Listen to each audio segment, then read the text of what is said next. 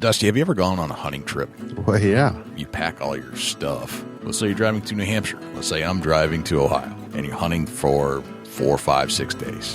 What's the biggest challenge you usually have? You're going to stop multiple times to get gas, and I worry about odor the whole way. It's always in the back of your head. After talking to our friend Tim Gothier, we realized that there's a better solution that is portable. And that solution is called the ScentLock Enforcer. This nifty little device, about the size of an iPhone, it produces ozone. Ozone is this naturally occurring O3 molecule that actually naturally removes odors, kills bacteria, binds to all kinds of odor particles in the air, and basically makes you scent-free instead of like a scent cover-up. Does that make sense? Yeah, for sure. You can put this in your tote. It operates off of a USB and has an 8-hour battery life. It's the personal ozone generator. It is the personal ozone generator. If you want to check it out, go to ScentLockEnforcer.com. That's ScentLock Enforcer.com. Big Buck Registry's Deer Hunting Podcast, powered by ScentLock Enforcer, episode number 180. Mark Stukbauer. Increasing your odds with natural cover scents, scraping the ground, and the stealth step. Please support our sponsors as they make this show possible. Today's show is sponsored by the ScentLock Enforcer, the Euro Hanger, and Morse's Sporting Goods.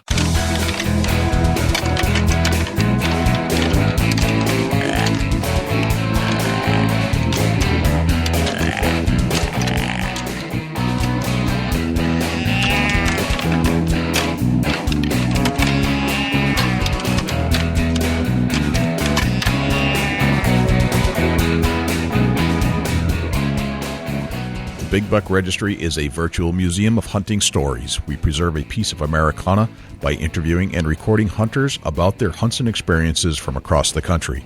And who knows, maybe we'll learn a thing or two along the way that'll help us take our hunt to the next level. Hey everyone, it's Eva Shockey. You're about to listen to another great episode of Big Buck Registry's Deer Hunting Podcast. Hi everybody, I'm Michael Whitetails with the Bone Pleasure TV show, and you're getting ready to listen to another episode of the Big Buck Registry Deer Hunting Podcast. Hi, this is Tim Brent, commercial real estate broker at NAI Carolantic Realty in Raleigh, North Carolina, and you are about to press play on my favorite deer hunting podcast, Big Buck Registry Deer Hunting Podcast.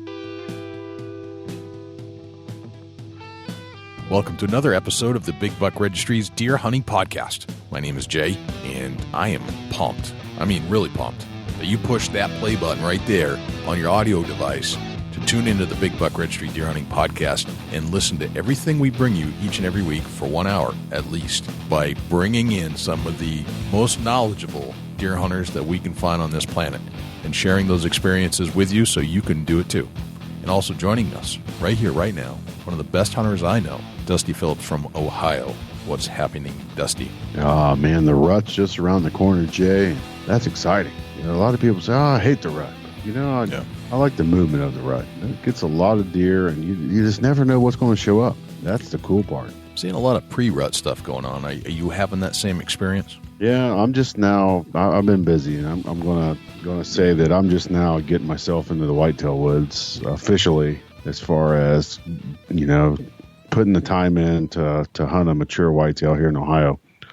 Just, you know, other priorities and crops and things like that, and hunting turkeys and bear in New Hampshire. And there's just things that come in front of it this year. And I'm just now really getting active out in the woods, and I'm seeing scrapes and rubs and signs of things that are happening. Right. It's kind of a mixed bag, and I like the early season because they're patternable. And then once September leaves, October comes. I know this whole thing about the October lull, you know, studies say it doesn't exist. But there's a transition of activity, I believe. I don't think there's a lull per se. I just think they're starting to change their patterns. So the places you were once seeing deer may not be there anymore, and places where you weren't seeing them is where they're starting to appear. Yeah, for sure. You know, and right now, but this particular week here, bucks are really focusing on packing on the food bag, if you should say. Yeah. Oh, yeah. Big time. It's funny you say that. The photos that I'm getting on and videos that I'm getting on my camera, I'm watching deer eat acorns. Like they're literally got their nose to the ground, chomping away at in this case, red oaks, which is unusual because usually they wait. But some of the bigger bucks, specifically the bigger bucks, and I've noticed this on the camera where the smaller bucks, not so much. But the big bucks, they are pounding on the acorns and just layering their fat. It must be a genetic thing, or it's a evolutionary survival thing where they know they're going to be running for a month here in a few days, and I got to get my last calories in before I go on that long trip. Oh yeah, no doubt about it. They're definitely trying to pack on some energy and some resources right now, just to get themselves to be prepared for what's to come. It's like they know right now, they already know it. Man, I sure am seeing a lot of daylight pictures of some really nice bucks right now on everybody's social media. Yes, they are very, very rampant right now, I would say. So, you've seen the pictures that are being sent in, just the kills. I mean, it's like a light switch went on, right? Yeah, no doubt about it. It's that time of year. Yeah. I mean, you and I both maintain our Facebook page for the Big Buck Registry, and we get notification when a new picture got sent in, like through the Facebook Messenger part of our Facebook page. So it's like ting, ting, ting, ting, ting, constant notification. And it's been like that for, 3 weeks or so? It's been crazy. Yeah, my phone's about to detonate here the last week. Knowing you're about to throw it in the pond. Thought about it, but I wouldn't be able to look at great buck pictures. That's true. That is true. I do have a story that I would like to share that was sent in by a fellow by the name of Jake Miller. And Jake, this is not the Jake Miller from the O-Town Killers who we have featured on our podcast a while back, but Jake is a fan of the show and a follower on our Facebook page. He shot a buck in January in Texas, and he sent in a picture. We posted it on our Facebook page as we would for any great deer that was killed by a great hunter. And there was this really good story behind it, a touching story, actually, and I wanted to read it for everybody. Jake writes, "Hey guys, great to finally get around to sending a pic of my first deer." So it's Jake's first deer. "I'm on active duty, 13 years, Navy combat corpsman. Grew up fishing in the Kankakee River in my backyard in Wilmington, Illinois. My stepdad taught me how to fish, but didn't want to upset my mom by taking me hunting. After years of interest and a few combat tours with the Marine Infantry, I finally started to teach myself how to hunt when I got stationed in Texas. Using a borrowed rifle on friend's land in Bandera, Texas, I called this buck in with a series of doe bleats and buck runs. I made a natural blind on a small hillside against a tree. It was about 30 minutes from sunset, and I had been sitting there all day. I still had the call on my lips, and it felt like a dream. I had never seen a buck in the wild before this moment. Out from the brush and tree line, this buck steps into the light and stands there surveying the landscape roughly 50 yards to my 2 o'clock. My heart was racing, adrenaline pumping. It was January 1st and about 30 degrees outside, but my hands started sweating. I watched him slowly make his way around a patch of trees and circle around about 75 yards in front of me. Once I was settled on his vitals, all my training with the Marine Corps took over. I took a slow breath in, repeated, "Slow is smooth," in my head, slowly exhaled, and felt the surprise of the trigger pull. He ran 20 yards and went down. This was one of the greatest moments of my life and the beginning of a lifelong passion. And when I sent a picture to my mom and dad, he asked my mom, "Where did he learn to hunt?" To which I quickly replied, "Iraq." I think this was the first time my parents realized what we did in Iraq, and I was no longer their little boy. Anyways, it's an honor to be able to share this moment with y'all, and I download every week and listen to all your shows. I don't mind if you post a picture or not. I just wanted to share my story with someone that would enjoy it as much as I did. Best of luck with the show, and I will get around to making a donation ASAP. I apologize for the pics. I had to take a selfie because no one was home and I wanted to get a picture before the sun went down. Pictured is my son and daughter who wanted to take a picture with him too. I processed the deer myself and made a Euro mount myself. Hope you like it. Sincerely, Jake. Wow. That's all I got to say. Well, I would like to invite you to fill out our survey that we still have going. All you have to do is go to bigbbuckregistry.com/survey. We're just trying to get an idea of who's listening to the show. It's only like 5 questions. Not a bunch of spam. Sorry, I didn't mean to cut you off, Jay, but there's not a bunch of spam mail coming from it. Yeah, I think you have to put in an email, but we're not using that to email you. I think they needed to authenticate that somebody actually filled this out and it wasn't a spam coming our way, basically. So, yeah, if you wouldn't mind, just go fill that out so we can get a better idea who's listening to this show. And, again, no spam. It's simply for knowledge-based only. 5 questions, super easy. I did it, Dusty did it, Jim did it. So it's all very, very simple. BigBuckRegistry.com/survey. Our guest this week is Mark Stukbauer. And Mark is a hunter. And one of the things that he does that I think might not necessarily unique. I think there are other guys that are doing this too, but he's one of the first to really kind of bring it to the forefront and talk about it in a knowledge-based sense and to just make awareness of it. He talks about natural cover scent. We all have this ability to go into the woods and mask ourselves with the things that are around us and our surroundings as we walk in the woods. And a lot of times I don't think we think that we should grab and strip off some of the hemlock pine needles and rub them in and cover yourself. We don't think to pick up goldenrod and rub it, and you use that on our clothes. Or acorns. And I don't know if you can make a buckeye cover scent or not, but you've shown me what a real buckeye is. So it's a nut with a little with a white center on it, right? Right, and I tell you what, another one, a walnut. Walnuts. Hull is right. Real aroma. Great, all that stuff, all the nuts, they're all aromatic. They all grind up fairly well with a fairly simple. All you have to do is stomp them on the ground, stomp them on the tree, rub them into a tree stand. They're fairly easy to crush up and cover yourself, and now you blend into the background. Well, Mark has a whole repertoire of things he does to do that. So we're going to learn about what he does with natural cover scents. It's free, it's easy, it's simple, and easily overlooked. But Mark's going to bring it to the forefront here. We also talk about the Stealth Step, which is one of those devices. We noticed it at ATA a couple of years ago, and we thought it was kind of interesting.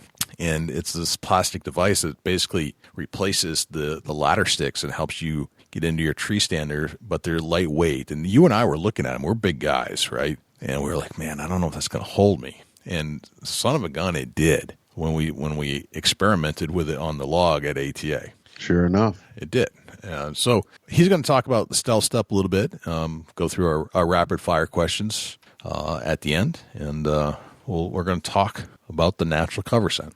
But before we get to Mark, let's turn to Jim Keller with the deer news. The deer news this week is sponsored by the Euro Hanger. You don't have to spend big bucks to hang your big buck. Get yourself a Euro Hanger. Facebook.com/Eurohanger, EUROHANGER. For the Big Buck Registry, this is Jim Keller with the Deer News. Our first story this week, Denison, Iowa man suffers self-inflicted injury on his way to hunt deer. This story was featured on the KJAN.com website and was written by Rick Hansen. Officials with the Iowa DNR said Tuesday a Denison man suffered a self-inflicted gunshot wound to his thigh from a pistol he was carrying in his waistband shortly after he began walking to the field to deer hunt with his muzzleloader. The injury occurred around 5 p.m. Monday in southern Crawford County. 54-year-old Daniel Gelling was taken to Denison Hospital and then flown by helicopter to Omaha Medical Center for surgery. He is currently in stable condition. Gelling was headed to the field with his wife, Carolyn. He adjusted the gun in his waistband when it discharged.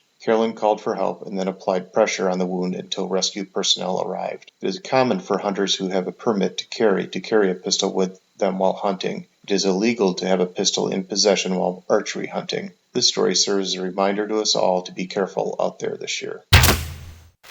Bass Pro Shops CEO writes letter explaining what will happen to Cabela's. This article was featured on the OutdoorHub.com website. Johnny Morris, founder and CEO of Bass Pro Shops, wrote an open letter to Bass Pro Shops and Cabela's employees and customers on BassProShops.com. The letter offers an update on the company's recent business deal and also what to expect in the future from the newly combined company. In his letter, Mr. Morris thanks the Cabela's for their hard work to bring the Cabela's brand to where it stands today. Mr. Morris also speaks to his excitement about combining the Cabela's hunting brand, the Bass Pro Fishing brand, and the White River Marine Group's boating brand together under one umbrella. He acknowledges his respect and admiration for the Cabela's family members who have started such a huge brand humbly at their kitchen table. His letter also mentions that the company will remain privately owned and includes a list of frequently asked questions. Be sure to check out our show notes for a link to his letter. Safety first in the tree stand. This story was originally posted on the Outdoor News website and was written by Mike Rakovics. Statistics show hunting ranks among the safest of outdoor sports, and hunting-related injuries have dropped considerably in the past dozen years. However, these figures don't tell the whole story because it's difficult for game agencies to track the injuries sustained in falls from tree stands. As a result, they aren't included in these statistics. According to the National Bowhunter Education Foundation, more than 90% of bow hunters use some type of tree stand for hunting. Since many of these bow hunters also hunt with a firearm, it's easy to see why it's estimated 1 in every 3 hunters who hunt from an elevated platform will likely suffer a tree stand-related injury at some point in their hunting career. For decades, the Tree Stand Manufacturers Association has been working to promote and improve hunter safety through improved tree stand designs and by the inclusion of a full body harness with every TMA certified tree stand sold. Even though a full body harness can prevent many serious injuries, 10% of those who fall while wearing one still suffer serious after effects because they were not able to self-rescue. Here are a few tips to consider when using a tree stand and safety harness. Check your harness before each season to make sure it's in good condition and hasn't deteriorated in the off-season. Use the stand and harness with a safety climbing rope that keeps you secure as you climb up into the stand. Practice with your safety harness a foot or two off the ground to make sure you know what to do should you happen to be in a fall. Just another safety reminder as we continue into the season. 3 studies, 3 starts for the October lull. This story was originally featured on the QDMA website. Do whitetails really go into a movement slump in the pre-rut? If not, what's behind the October lull phenomenon that many hunters say they witness? QDMA's Kip Adams tackled these questions in a recent article in Quality Whitetails magazine. He reviewed 3 studies involving GPS collars placed on bucks, and all 3 had similar findings. Average daily movement rates for bucks increased steadily throughout the pre-rut into the rut peak. No lull or slump in movements was seen in any of these studies, each of which was based on GPS tracking data for numerous adult bucks. These studies were conducted in Maryland, Texas, and Louisiana. For links to the stories featured this week, including additional details on the QDMA article, please check our show notes at www.bigbuckregistry.com. That concludes this week's edition of the Big Buck Registry's Deer News. If you have any ideas for future topics or have any questions about any of these topics, please email me at jim@bigbuckregistry.com. For the Big Buck Registry, this is Jim Keller with the Deer News. Thanks to Jim Keller with the Deer News. Without further ado, here's Mark Stukbauer. Mark Stukbauer, welcome to the Big Buck Registry's Deer Hunting Podcast. How are you, my friend? Pretty good. How you doing today? I'm doing quite well. Thank you for asking. So where are you at right now, Mark? I'm in Geauga County, Ohio, which we're we're east of Cleveland. If you ever see on the news in the wintertime when it's snowing like crazy, Yep. Well, we are the snow belt. We actually live in Chardon. You're the snow belt. And okay. we are we are it. When you see, 60 inches of snow, that's usually us. Okay, all right. That's a lot of snow. How'd you end up there? Actually born and raised. I bought a house right across from the community that I grew up in, actually. Okay. We actually live in Munson Township, and that's actually the township that I work for. Okay, all right. So you're not, big deer are not foreign to you. No. Living no, where we you got live. we have a lot of old waterways, swamp systems. The actually area that I hunt now is I believe it's a 136 acre lake, and it's surrounded by just swampland. And that's what I grew up hunting. Me and my buddies, and still to this day. Gotcha. So you grew up there. Tell me about your mom and dad and siblings. I have a twin sister. Her name is Maggie, and my ma is 75 years old. She retired a couple years back for a month and went right back to work. She's the hardest working lady I've ever met in my life, and she's been a big help in my life. And my dad, unfortunately, he passed away about 20 years ago. Okay, gotcha. It was actually 20 years ago this past June. I'm sorry to hear that.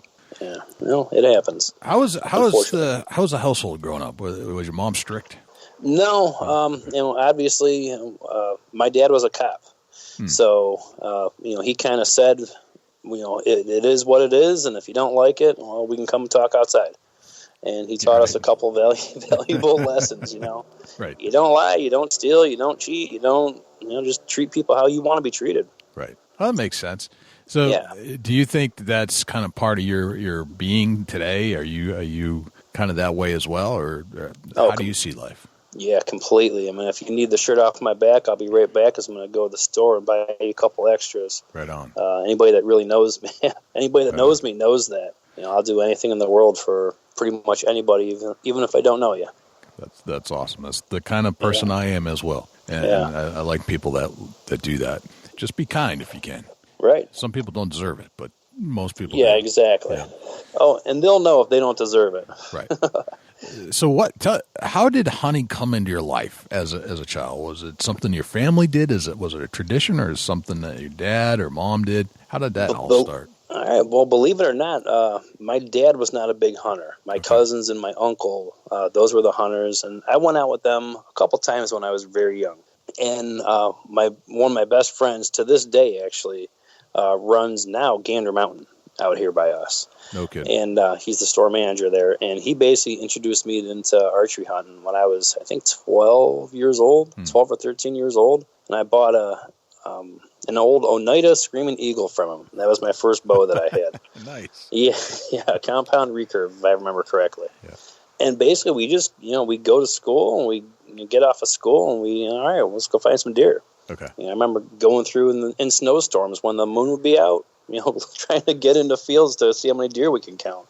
2 o'clock in the morning being kids. So experimenting when you were a kid teenagers, what did you start to learn about whitetail and their behavior at that age? I mean, there must have been some lessons learned back then, because you might have made mistakes. I'm sure you didn't. I mean, they probably weren't going to seminars or anything. So, oh no. So how did you learn how to hunt?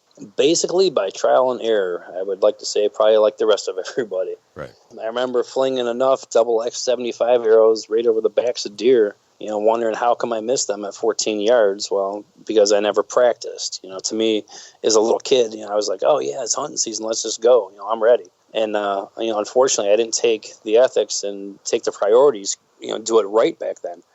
I didn't practice enough. I didn't scout. I didn't, pay attention to scent controls, anything like that. I just went out because that's what we were doing. Yeah. That's what me and all my buddies did. Some of us were successful. Some of us weren't.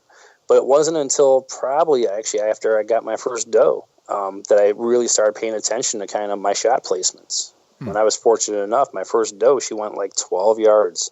And that was it. And I just remember taking care of the process of the deer out, looking at its heart, just thinking, I was going, wow, that went right through it.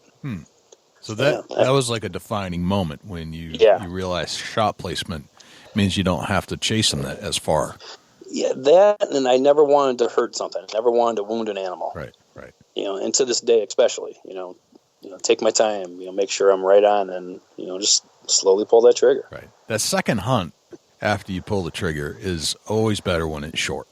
Oh, yeah. Oh, yes, indeed. Yeah, it's much better that way.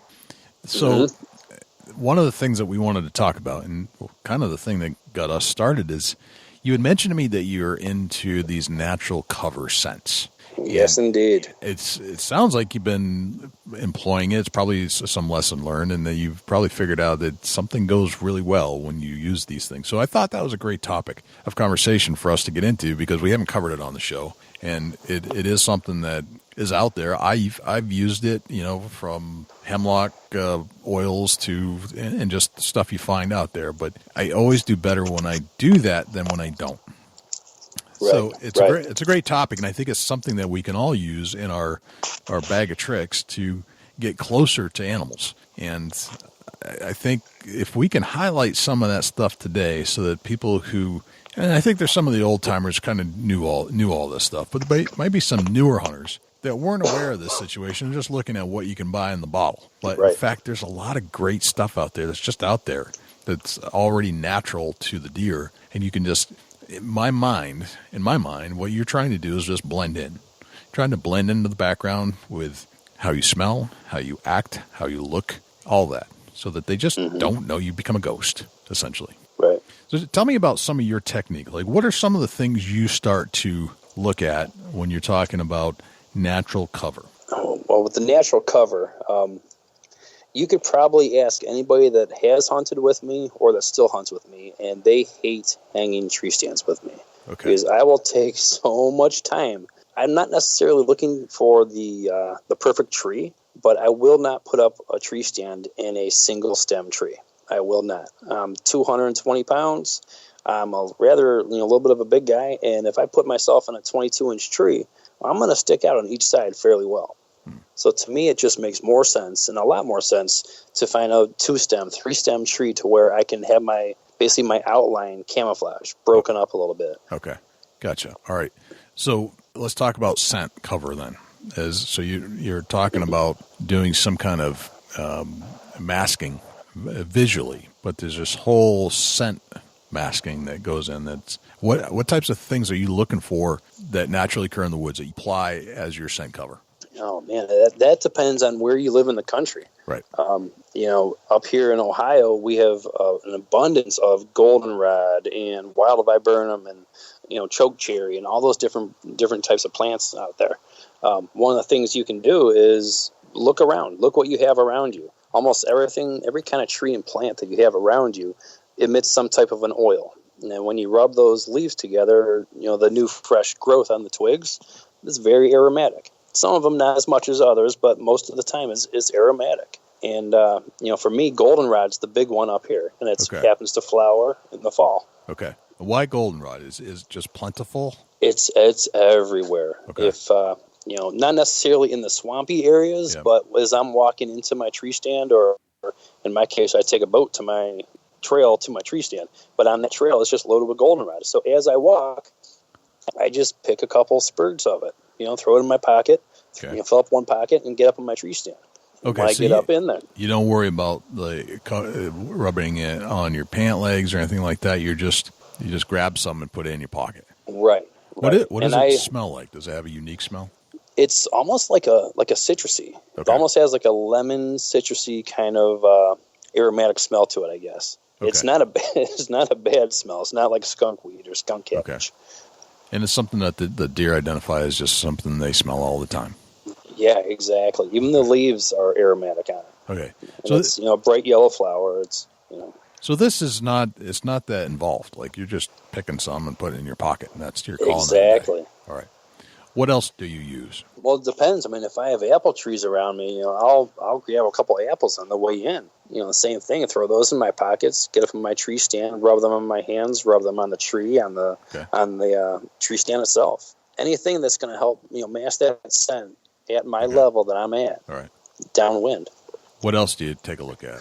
Everything from maples to oaks. Acorns is another great thing. And plus, it's all deer love acorns, especially the white oaks, which we have a lot of around us. All right. We have some reds, but more or less it's. How do you handle the acorns?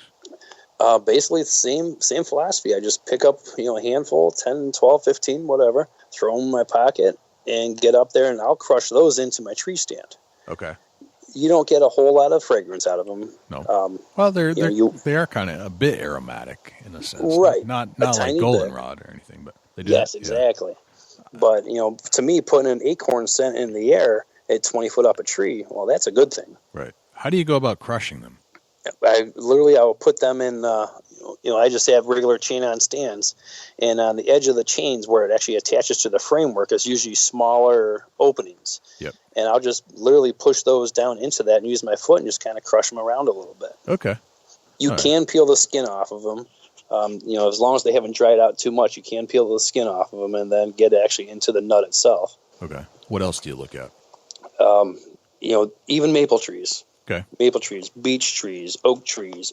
This time of the year, the ash and the elms have already started dropping their leaves, but the oaks and the maples and the beech trees still hold their leaves on.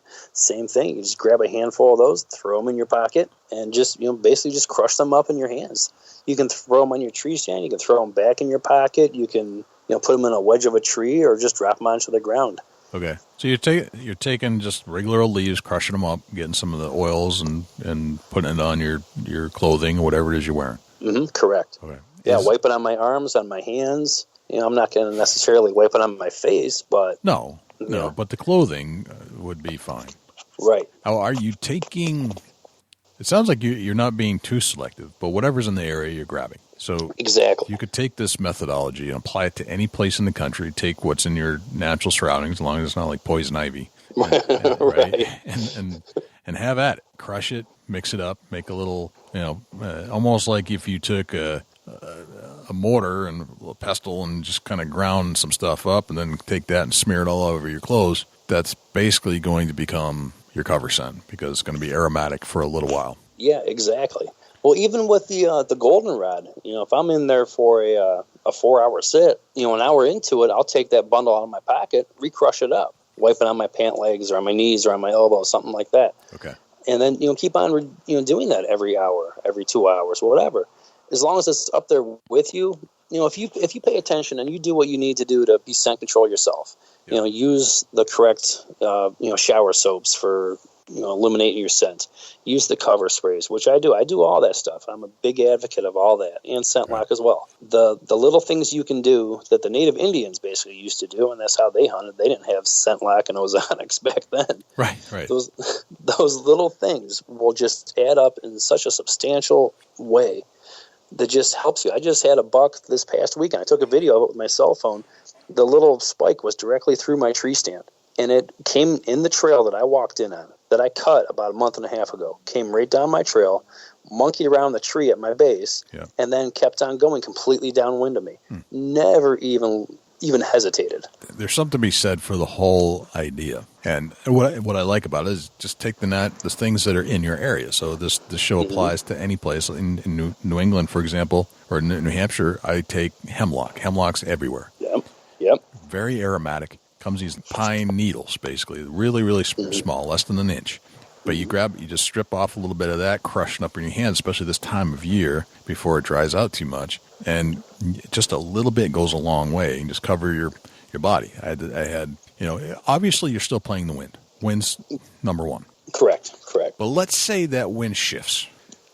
You still could get winded because you're still producing human odors. But if whatever edge you can do for yourself, make whatever you have blend in, hope that the wind plays out right. Maybe you have like a scent lock ozone generator and you have that too. But there's so many little things that you can do. And this is just an easy, free way to do it. Just like, as you said, the Indians used to do this all the time. This is how they hunted. They hunted downwind and they hunted with natural cover scents that are readily available to you everywhere. And you should try to use them as much as you can to blend into the background of what the natural smells are where you're hunting. Now, you obviously don't want to, if you're hunting in oak flat and you don't have any apple trees around you, well, you don't want to go up to the grocery store and get a bushel of apples and take them in there with you. That will alarm the deer. That's a scent they're just not used to. Right. But if you can get your native stuff that grows, natively all around your area and use that and utilize that, man, you've really increased your success on beating the deer's nose. Right. And that's what a deer's nose is 500 to 1,000 times stronger than a human's. Right. That's a lot. When did you start using this kind of technique? When did you discover that this was a good idea? Probably, to be honest, about 10 years ago. Okay. All right. I've told more and more people about it. I've had friends tell me I should write a book about it, this and that. But it's proven itself. Just this alone, I mean, there's so many other things that I do, but just this alone is just such a huge, drastic measure that helps. So 10 years ago or so, what was that defining moment? Like what made you say, hey, I should try this? Oh, man, back then I think I was still using mossy oak tree bark. Right. I didn't have any chain-on stands. I didn't have any climbers. I was basically hunting on the ground on the edge of a swamp. And I remember watching, all the does skirt the edge of the swamp right over towards my area. And they wouldn't be able to get within bow range. I mean, ever get within bow range of me. And I kept on thinking, what am I doing wrong? And I did the baking soda, the trying to wash and take care of my clothing and all that different kind of thing. Right. But nothing worked as well. And I studied horticulture in college. Okay. That's how I know a thing or two about plants. And I started looking around, and I just grabbed, I think it was just a sprig of goldenrod one day. And I just kind of had it in my hand as I was leaning up against a tree. I'm like, wow, this stuff is like really, it's right there in your face. So I started looking around and realized that it was everywhere. It was absolutely everywhere. And I started filling up my pockets from there on out. And that was it. And did you start to see a change in deer behavior? And were you able to get closer at that point? Was that something that you noticed that you could do more readily? Dramatically. Okay. Dramatically. I couldn't tell you the last time I saw a deer. You see a doe and she'll do that fake out. She'll drop her head and pop it right back up at you. Yeah. I haven't seen that in years. Really? And I'm honest. I'm not trying to say I'm better than anybody, because I'm not. I'm just average mark hunter. But I take things serious. My time is limited. I got a almost 2-year-old son, and I want to give him as much time as I possibly can. But when I go out there, I want to make sure that I've done everything possible in my ability to increase my odds. I mean, that's what we're all trying to do. We're all in the same boat. Let's see how many deer we can see. Let's get some food in the freezer. Gotcha. Do you do it religiously? Yes. Okay. Yes. Very interesting. I think it's just a great tip. If you haven't done it, you should definitely give it a try. It's something, and just go look around, see what's out there, and as long as it's not going to give you a rash, go right. Put it on yourself.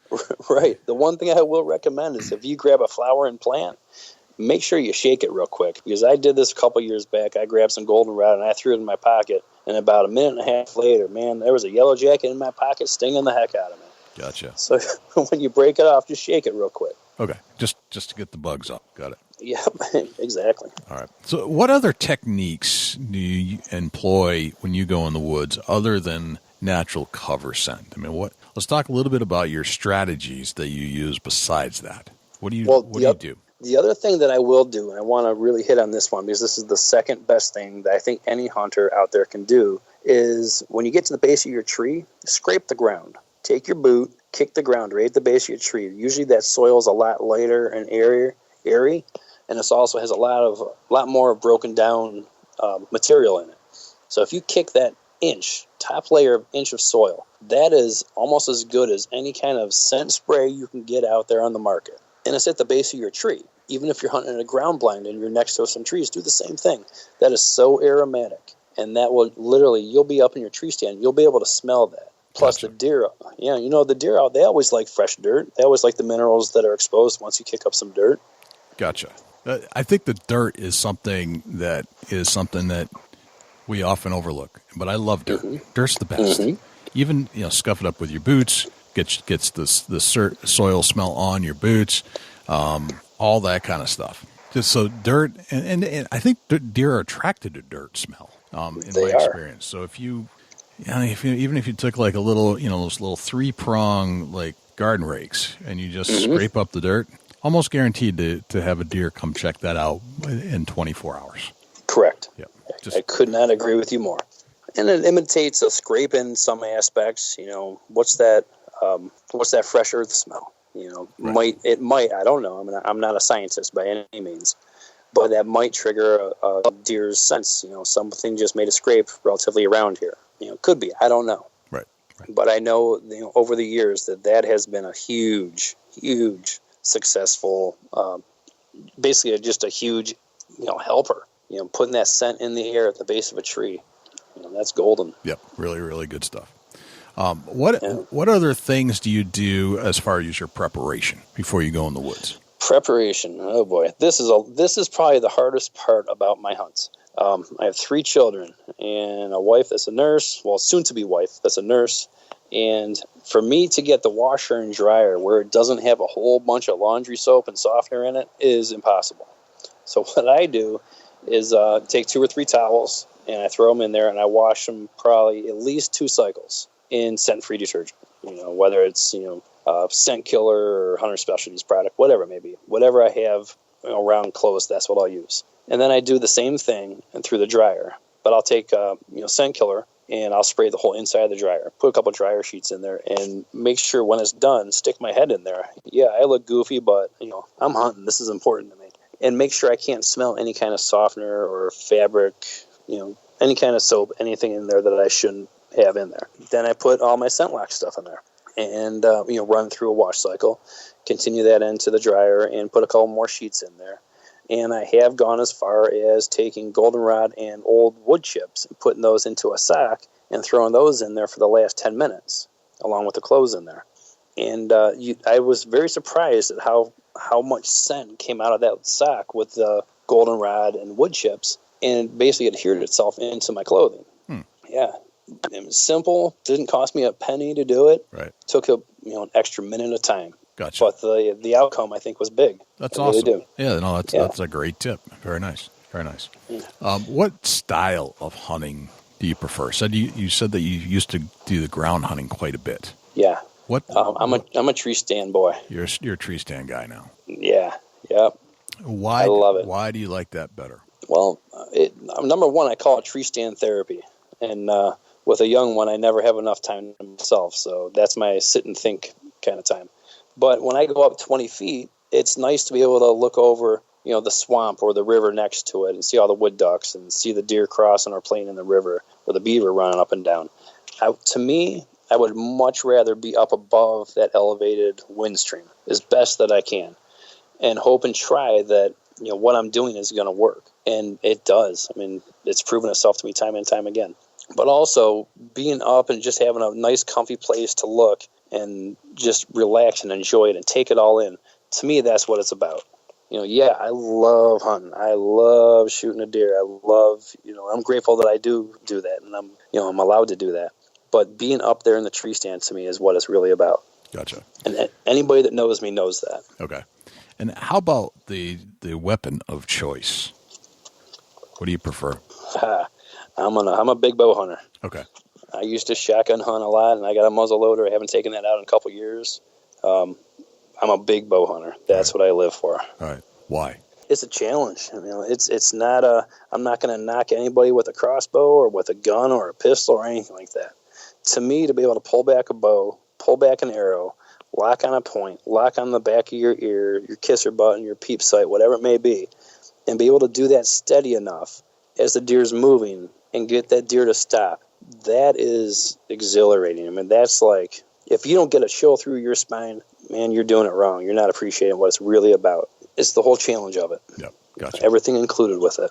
Let's take a look at your backpack. One of my favorite things to do is to check out what folks like us take into the woods with them. So let's, I don't know if you have a backpack prepared right now. You don't have to. But if you were to unzip your backpack, what would we find in it?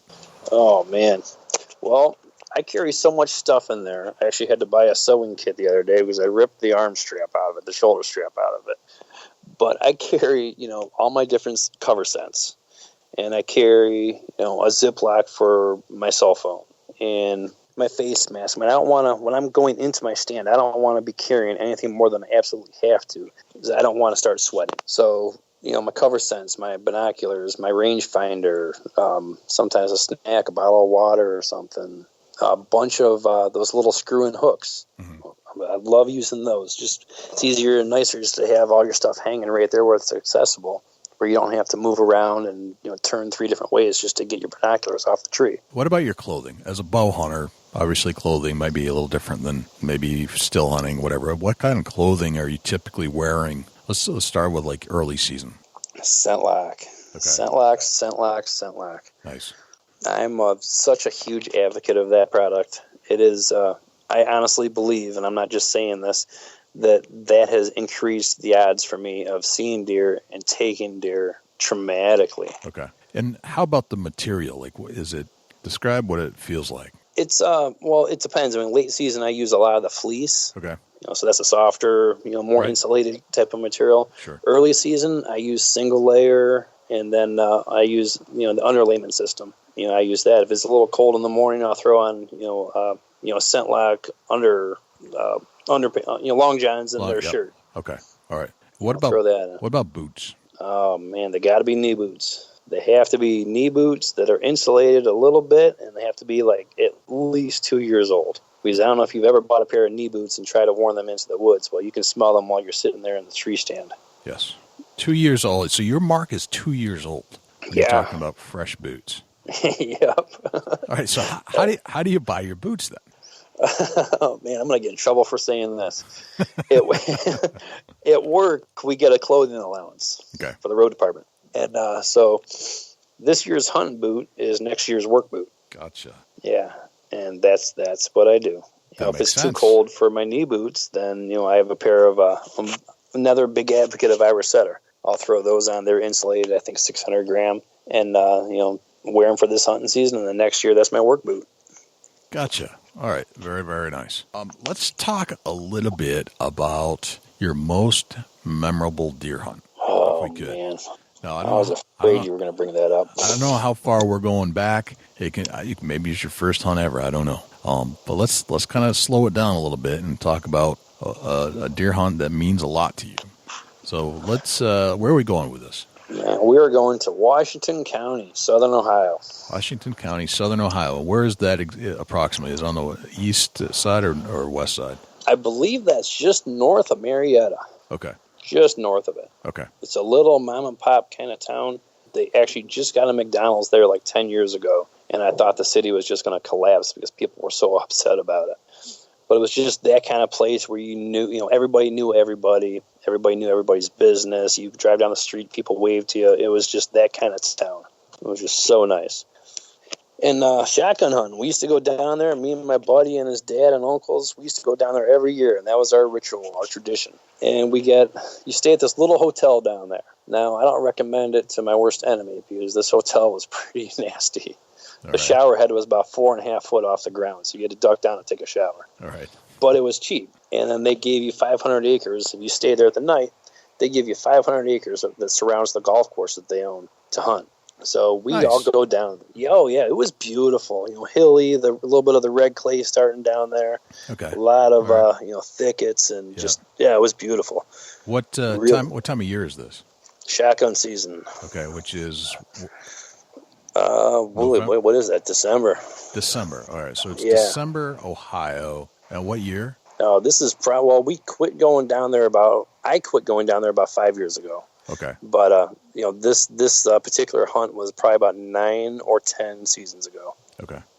And it was one of those things where, we're with my buddy's dad and his uncles, so we're the young pups. We're the ones doing the drives and dropping them off and picking them up and, all this and all that. But it was such a cool experience because us younger guys got to hang out with all the older guys. And at night, we sit around and play cards with them and, drink their whiskey and their bourbon and their wild turkey. And, we thought life was, couldn't get any better than that. Right. Unfortunately, since then, a couple of them have passed, including my buddy's dad, who was a huge father figure in my eyes to me. And it was really a huge help. It was my buddies, that taught me everything about hunting. It was him that helped as well. But so we're down there in shotgun season. And my buddy Kevin, we're hunting down this ridge, the backside of this ridge that kind of overlooks us. At that time, it was all corn. Mm-hmm. And he's down there, and it was the afternoon hunt. And he's basically on this giant rock ledge that dropped down maybe 20 foot into kind of like a flat area with a thicket at the bottom. But we're sitting there, and I was up above him a couple 100 yards up on top of the ridge. And all of a sudden, I hear kaboom! And we had radios. So he calls me up on the radio. He's like, Mark, you're not going to believe this. You better get down here. And this boy's got some really nice deer on his wall already. I get down there, and here's a 178-inch 10-pointer. Beautiful. I mean, this deer was like magical. It was just majestic looking. Just an absolutely perfect 10-pointer. So we take care of that, got some pictures with everybody. The next morning, he's like, dude, you got to go to the same place. I'm like, Kevin, man, we just dragged that deer out of there, this and that. He's like, I don't care. I know they're down here in the bottom. I'm like, all right, man, I'll trust you. So next morning comes up after a couple drinks that night. It was a little bit of a rough morning. I get down there, and I got my thermos of coffee with me, and I'm sitting there drinking a cup of coffee, sitting right above where he had just shot his 10-pointer the night before. And all of a sudden, a couple ridges over, you can just hear the distant boom, ba-boom, boom, boom, boom, boom. Shots going off. I'm like, that's close, but it's not close enough for me to even consider turning around. And 5 minutes later, you hear 2 more go off. I'm like, okay, well, that was a little bit closer. So as I sit up, I turn around, and I'm in front of this giant oak tree, and I'm basically on a hillside. I look up this hill, and here is the oldest, grayest deer I have ever seen in my life, even in a magazine. It had a very large body, but it wasn't like muscular like you see a lot of these bucks these days. Right. This thing comes right down at me. I spill my coffee cup over, my thermos over. I turn around, and this thing's like 15 yards away, coming right down at me, just on a slow trot. He was going down to the thicket in the bottom. So I lift up my shotgun and wait for him to pass this first tree, and he gets past the second tree, and I let it fly. Boom! Thought I got him. He kept on going, so I unload, got the next shell in it. Boom! Same thing. Did the third time. Boom! Put it right on him. I forgot to do one very important thing. When you're shooting a gun, a rifle, or a shotgun that has iron sights on it, it's always best to look down the top of that rifle. There's those 2 things that stand up that you're supposed to look through to help you aim. Yeah, well, I kind of forgot to do that. I just started pulling the trigger and pumping slugs at the thing. Never once hit it, and the closest it got from me was 9 feet, and I missed it 3 times. Oh. I'm not going to say I teared up, but I knew there would never be a buck like that to ever encounter with in my lifetime. Just an absolute giant. He was the old man of the woods. And when I say he was gray, I mean he was gray. Just an absolute beautiful deer. And I missed him 3 times with a shotgun with 15 yards and under. No kidding. Yeah. And you're still kicking yourself to this day. Oh, completely. I mean, that deer, that deer will never leave my mind. And that was the one that got away. Wow. Yeah, and if you were to picture an old grandfather type of majestic deer in the wilderness, man, all day long, that was him. Right. Did anybody ever get the deer? No, not that I know of. Okay. Not that I know of. Yeah. I know I didn't. Right. How often do you get out in the woods these days? Oh, archery hunting? Well, yeah. I used to get out about 50 days a year. Okay. That was about my average. And now with soccer practice and Girl Scouts and cheer and my son's almost 2, I don't have the time that I did. Not this weekend we're up and coming on, the following weekend. I already told my old lady, I'm like, Saturday and Sunday I'm going to be up in my tree. She's like, okay. Gotcha. So, not as much as I want to. I would probably say if I got out 25 times this year, I will be happy. Okay. The rut, I took off the 7th through the 14th for the rut up here. Okay. So you're still going to get out. You don't get out as much. And I think lots of us are in that boat. We don't hunt as much as we used to. We don't hunt as much as we'd necessarily like to, but we get out just enough to kind of wet our palate and keep us in the game. Right. Yeah. Excellent. So tell me about your latest endeavor and adventure in the outdoor product world with the Stealth Step. What is that all about? Yeah, Stealth Step. It is somebody that thought outside of the box, and that's the best way I can put it. Okay. The owner's name is Dave McNaughton, and he's a longtime friend of mine. He would, as well as me, he'd give me the shirt off of his back if I asked him for it, and me as well. Machinist, he's not an engineer, he's not a rocket scientist, he's nothing, not a doctor, nothing like that. He knows how things work, and he's very proficient and very knowledgeable with how things work. So he climbed up in his tree one day and realized he wanted to make something that was better, but most importantly, safer. So he came up with this idea, sitting in his tree stand one day, of Stealth Step. And it's basically a ladder system, a tree ladder system that fits right in your backpack. It mimics the shape of a mushroom on the side of a tree. They're three. I mean, each step will hold 300 pounds, which I'm safe on that one. I know that one for a fact. Right. The product took 4 years of product research and testing until he finally came out and actually made the product and sold it. Before it would even hit the marketplace. He wanted to make sure that what he's coming up with was the best out there, the safest out there, and just easiest to use and most comfortable. And it is. A 20-foot ladder fits right in your backpack, and it weighs, I believe, 9 pounds. Fits right in your backpack. What's it look like? It mimics. Right now, they're brown. They are going to be getting dipped into camouflage in the future. Okay. But it mimics the mushroom on a tree. Okay. Have you ever seen the mushrooms that grow, I believe, on the west side of a tree? Sure. And what? It mimics that. And what are they made of? It's actually, the product itself is actually, it's a high strength polymer. Okay. That has UV inhibitors made into it. And I can tell you one thing. I have actually holding one here in my hand right now. I have stepped on this on one particular step well over in excess of 2,000 times, showing people the product. Me personally, like I said, I'm 220 pounds. After the 4th day of that show, we still had not touched that step, adjusted it, did anything to it. They are strong, they are sturdy.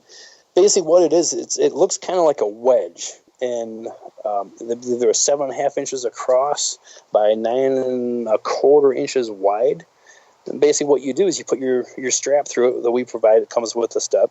It's a pull strap. And what you do is when you pull it tight around the tree, what it does, kind of like when you do with your ladder sticks and things like that, you just pull it, and that's how you get it taut. Well, Dave went as far as when you pull it, it's taut, and that's kind of like the standard. But he created a wedge into it. So as you step onto it, it locks itself onto the tree. this step will not go anywhere. And I'm here to tell you that because like I said, I stepped on that one up the show a couple thousand times. And it will not kick out. It will not kick you backward, sideways, or the other way. It's impossible for it to happen. So basically, the top of the step where you would step on or put your hands on, and that's the most important part to me, is being able to, as you're climbing up, you have something good and sturdy to hold on to. It has 14 really big, aggressive lugs on it. And so what you do is you put up the first one on the ground, put up your second one, and you keep working your way up the tree. It takes the same amount of time as putting up a ladder stick. It's just safer and quieter. These things don't make an ounce of noise. They're absolutely, completely quiet. Yeah, there's no scent to them. I believe a 20-foot ladder, I believe, is 11 and a half inches tall, weighs 9 pounds, just over 9 pounds, and that goes in your backpack. And there's nothing like that out there. So when you say ladder, it's not like a ladder that it's not like a metal ladder you're going to put up against a tree. It's climbing steps, essentially. Correct. Is what you're doing. And the steps strap onto the tree individually. And then Correct. and then I think some of the weight compounds upon itself as you step on it, so it digs further into the tree, making it more sturdy. Right. Well, it doesn't dig into the tree at all, and that's one of the nice aspects of this. What it does is it creates a wedge, and the three surfaces come in contact with the tree. So you have 3 points of contact there. So it does not dig into the tree at all. And that's one thing he wanted to point out when he was building this, is he wanted a product that would be safe on all state lands, public lands. And and it just basically it goes onto the tree, the strap holds it in place. And then again, once you step on it, it creates that wedge and really locks it on there. And it will not go anywhere. Gotcha. It's a fascinating. Yeah. How much are they retailing for? Their retail price for a 15-foot ladder is $99.99. Okay. And for a 20-foot ladder is $124.99. Now, with both of those, we will give you an extra step that you can kind of use as a handhold for going over to your tree stand or going back to the ladder, to the steps. How do you get the as you're going up the tree? You put one on the tree, you step on it. You put another on the tree, you step on it. How do you hold yourself to the tree as you're going up? Lineman's belt. Gotcha. There's nothing safer that I've realized on the market. Okay. And it's hands-free. Now, you as well as I have probably known or seen so many people fall out of a tree stand installing a stick or even a ladder stand. It falls over. This year alone, just on Facebook, I've noticed 7 different people that have been pictures of them in the hospital with broken bones and gouges. One guy had his ear ripped all the way down, from his ear all the way down to his chin when he fell out. So, and that's why Dave came up with this. He wanted something that was he's got a whole boatload of grandkids, and he wanted to make sure that he got home to see them every night. And that's his goal, along with mine. And I think it should be everybody else's. So using that lineman's belt, it makes it into a hands-free thing.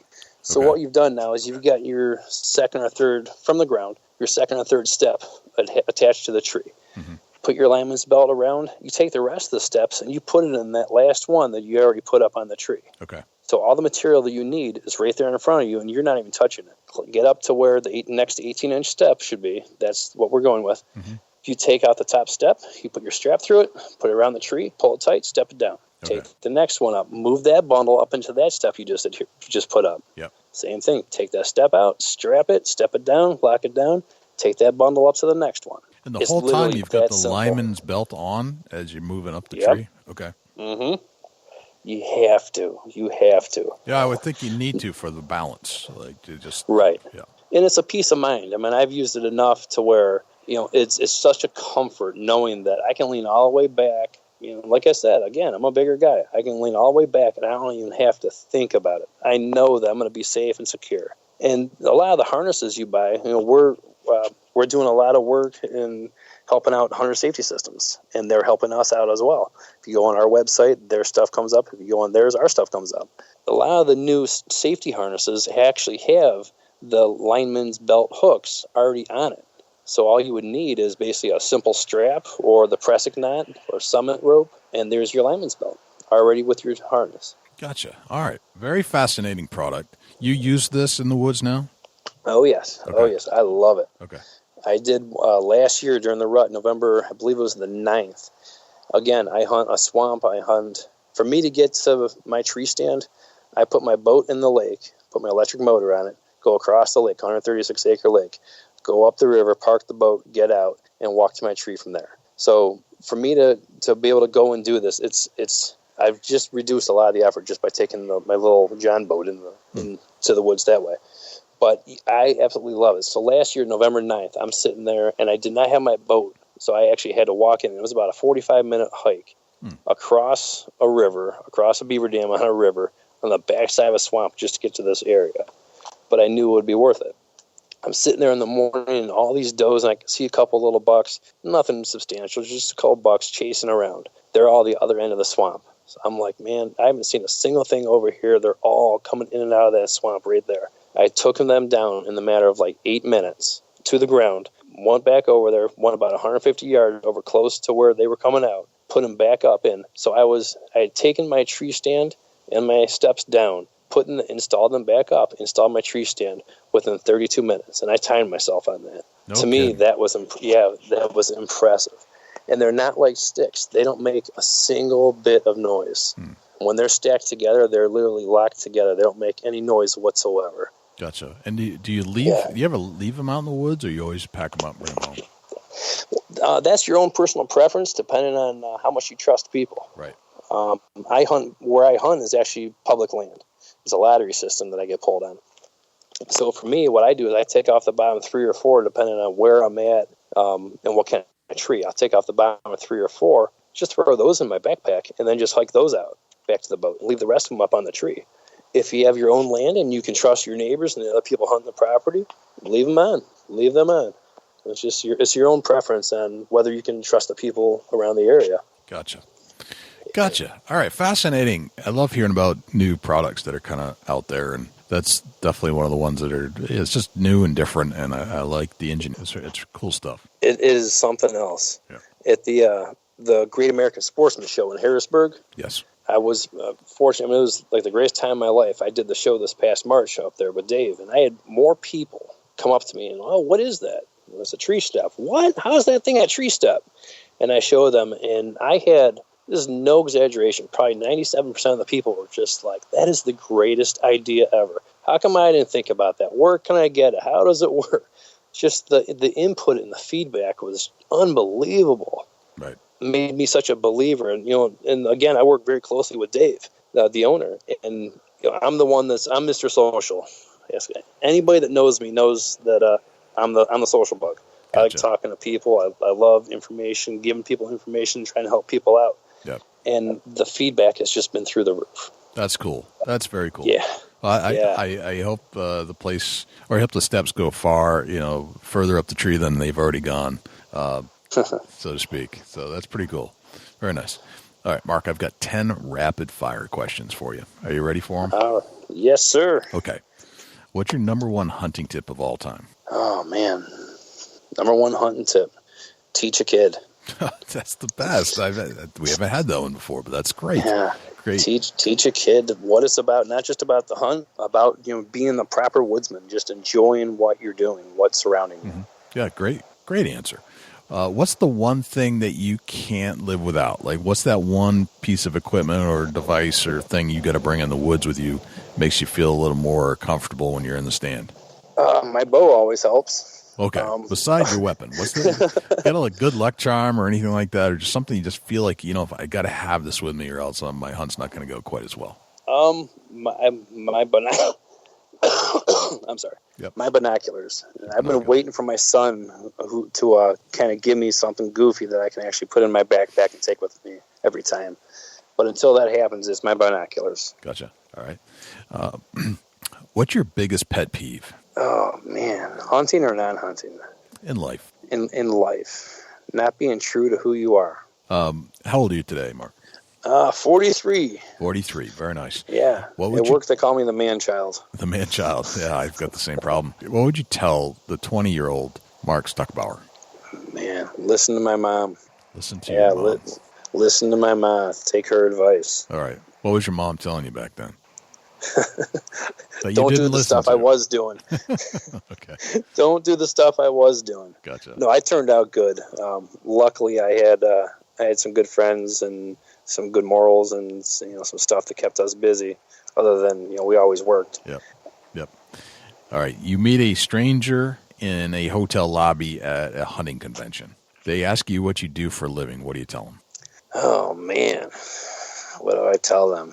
Well, I'd probably tell them that I'm a father and an outdoorsman. Nice. And for a living, I have a great job at a great place. Nice. What did you have for breakfast this morning? Peanut butter and jelly sandwich. All right. You get your own billboard. It's a blank canvas. You can put anything on it that you want. Anything. What would it say? Oh, man. Life is a box of chocolates. Be careful which ones you pick. Nice. I like it. If I say the word successful to you, who's the first person that pops into your head and why? Oh, man. That's a tough one. Success. Because so many of my friends I consider successful. They come home from the end of the day at work with a smile on their face to see their family. Right. To me, that's success.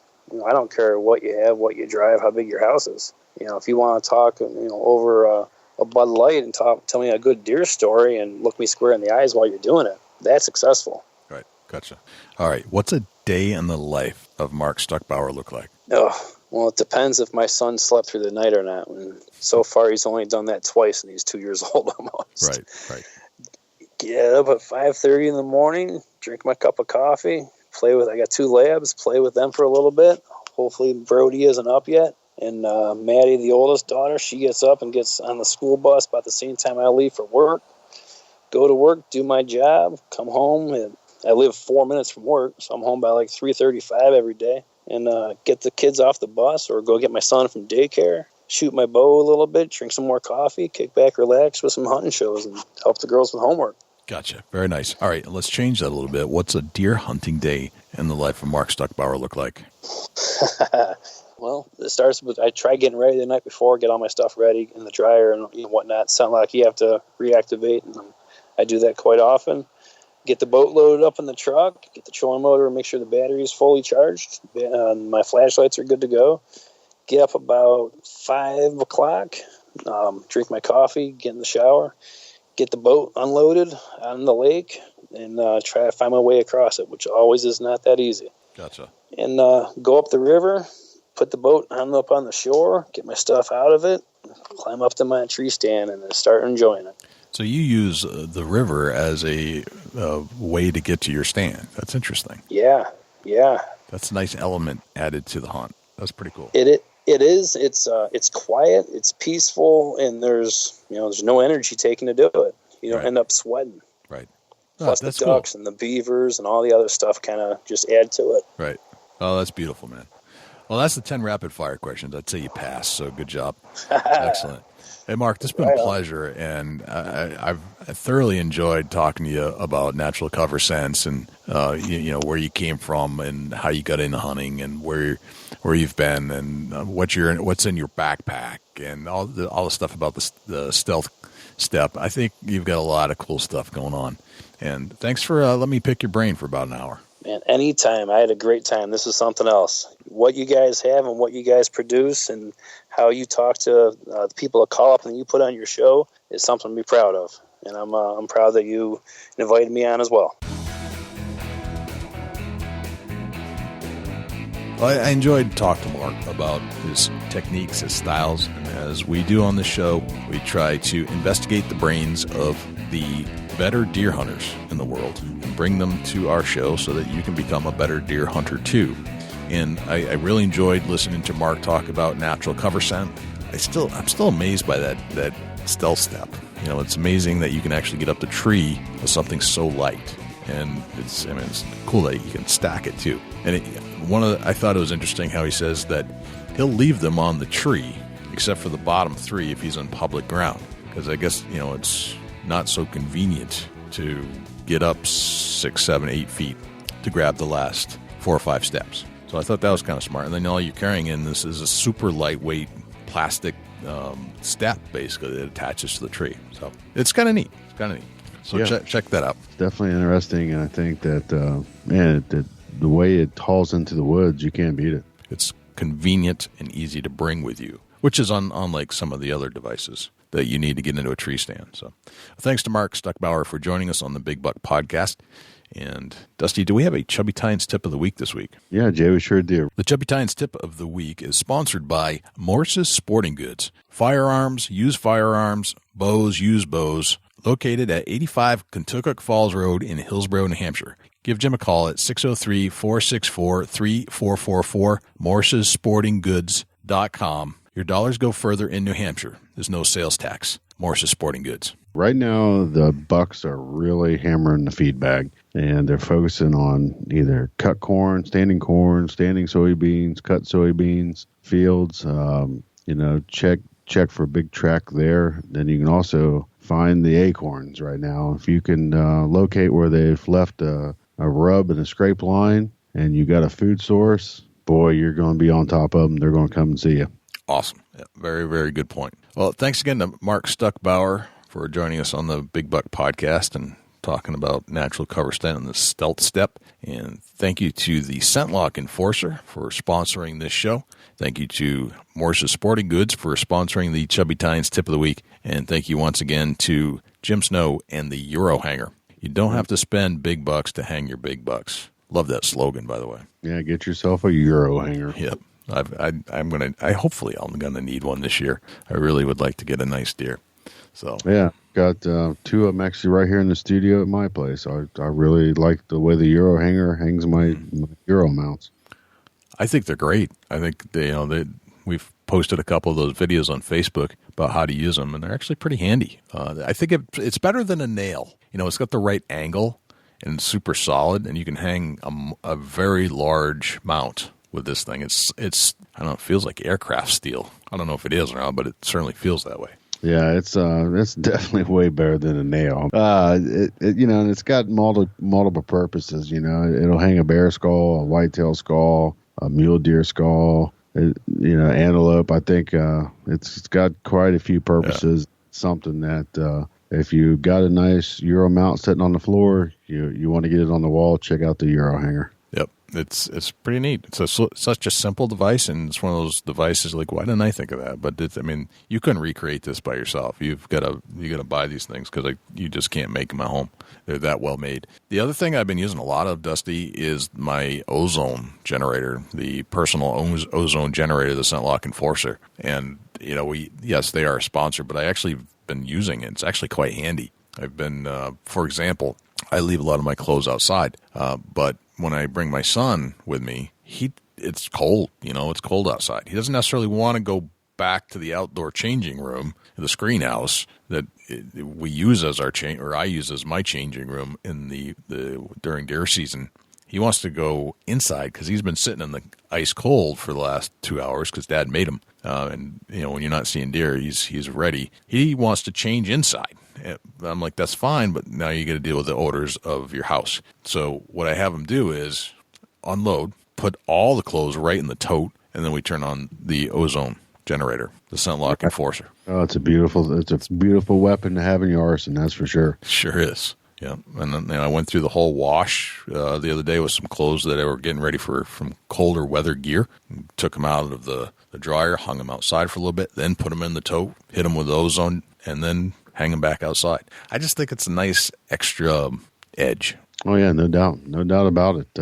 I'm proven fact that it works. Work boots that I wear sometimes 18 hours a day. Not that my feet stink real bad, but they have a odor, and I put the enforcer down in the boots for about 5 minutes. Each boot wipes the smell out. So it's amazing. Yeah, it is kind of mind-boggling how good it is. So.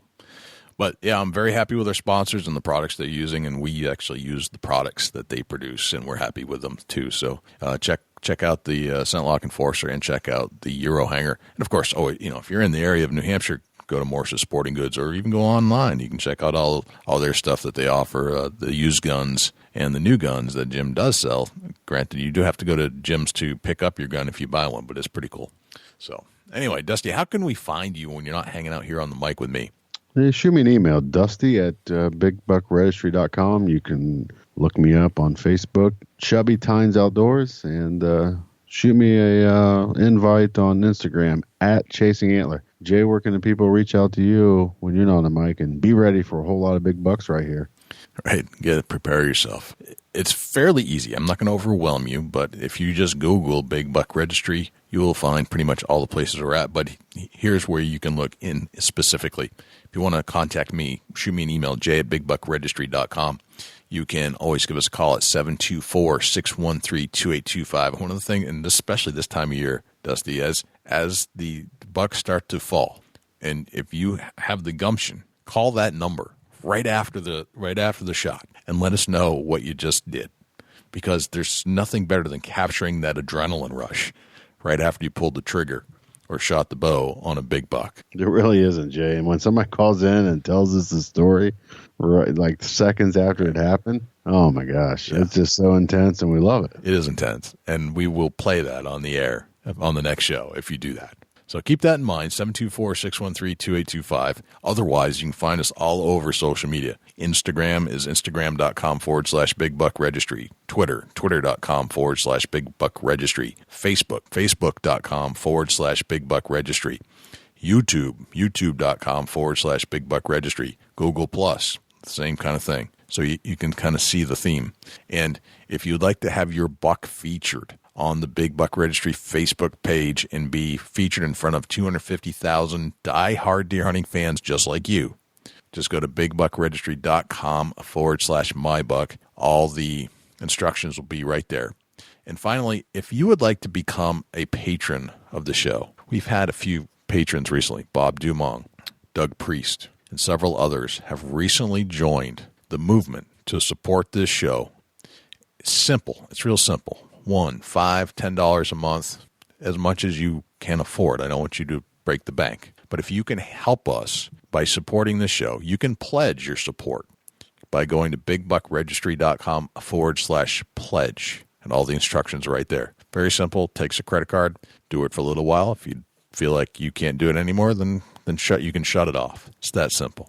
bigbuckregistry.com/pledge. I think that's everywhere we're at, Dusty. Yeah, I'd like to say thanks to everybody that follows along with us week after week. You know, you download our program and you comment on our social media and like it, and Instagram. Man, it's just much appreciated. Everybody that's involved with the Big Buck Registry as far as social media and the show here, the downloads. And, you know, we like to call everybody hunting buddies, and we appreciate everything that everybody's done for us. And we look forward to talking with you week after week.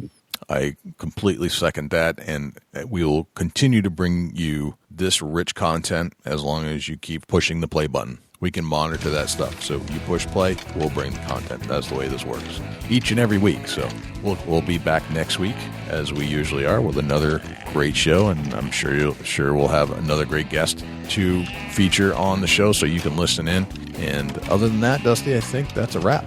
Well, I'm Dusty Phillips. And I'm Jay Scott. And this is another great episode of the Big Buck Registry Deer Hunting Podcast. We'll see you next week. Can't wait.